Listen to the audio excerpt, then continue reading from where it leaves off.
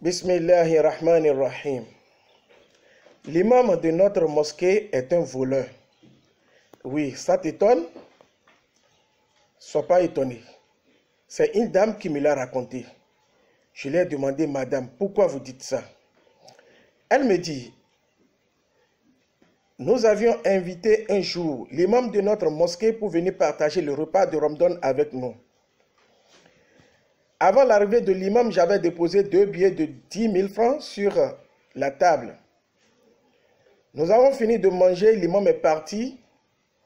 J'ai constaté que les 2 billets de 10 000 francs étaient disparus. Il n'y avait que mon mari et ma petite fille de 2 ans avec nous à la maison. Je pose la question à mon mari qui dit avoir vu les 2 billets de 10 000 francs, mais ne l'a pas pris. Voilà qu'il aurait pris à part lui, donc c'est l'imam. Notre imam est un voleur. Je dis à mon mari d'appeler l'imam, de lui poser la question. Mon mari dit que c'est une honte. Donc depuis ce temps, nous avons pris notre distance par rapport à l'imam de notre mosquée. Le mois de Ramadan suivant, la deuxième décade arrive. Mon mari dit que c'est la période du pardon. Nous devons pardonner à l'imam et de l'inviter encore une fois pour venir partager le repas avec nous. J'accepte. Mais à une condition. Je dis, à son arrivée, tu dois lui poser la question de savoir pourquoi il nous a volé. Mon mari dit d'accord. Le jour arriva, l'imam est là, le repas est servi. Mon mari dit, cher imam, avant de partager le repas, vous avez constaté que depuis un certain temps, nous avions pris notre distance par rapport à vous. L'imam dit oui. Il dit la seule raison était que la dernière fois quand vous étiez arrivé, nous avions laissé 2 billets de 10 000 francs sur notre table et après votre départ, nous avons constaté que les 2 billets étaient disparus. Et nous vous avions soupçonné que vous les avez volés. Si ce n'est pas ça, que Dieu nous pardonne parce que nous avons essayé de vous pardonner. Nous voulons comprendre pourquoi vous l'avez fait. L'imam dit oui, effectivement, j'avais ramassé les 2 billets de 10 000 francs qui étaient là. Et l'imam a baissé la tête. Quelques secondes plus tard, il relève sa tête. Il remet à la tête, les yeux étaient rougis et il coulait des larmes. Mais on dit, mais qu'est-ce qui se passe?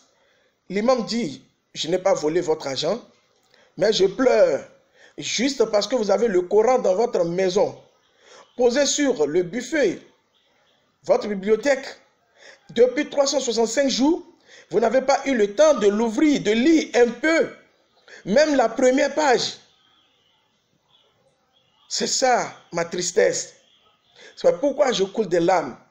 Parce que le jour où j'étais là, j'avais vu les 2 billets de 10 000 francs que le brasseur avait soulevés. Je me suis dit que ça pouvait s'atterrir sous les fauteuils et vous allez avoir du tort pour les retrouver. Voilà pourquoi je les ai déposés dans la première page du noble livre d'Allah, le Coran. Pensant que quand vous allez l'ouvrir, vous allez voir ces billets de 10 000 francs. Je suis vraiment très écœuré de savoir que 365 jours, vous les avez passés sans lire le livre d'Allah. Mes frères et sœurs dans la foi, combien de nous avons le Coran dans notre chambre, dans notre maison, et nous ne l'avons jamais ouvert. Nous n'avons jamais pris le temps de lire, ne serait-ce une seule page. Pourtant, le bon croyant qui a le Coran dans sa chambre doit le lire au moins une page par jour. Pendant ce mois de Ramadan, doit lire au moins 10 pages par jour afin de pouvoir lire le Coran tout entier pendant le mois de Ramadan. Ceci est un message pour chacun de nous de comprendre que 1 minute dans notre vie doit se poser sur la lecture du Coran et ne jamais laisser la lecture du Coran pendant une journée sans toucher le Coran. Partagez ce message et Inch'Allah, ça apportera de l'aide à tous ceux qui ont appris le Coran et l'ont abandonné. Wassalamu alaikum wa rahmatullahi wa barakatuh.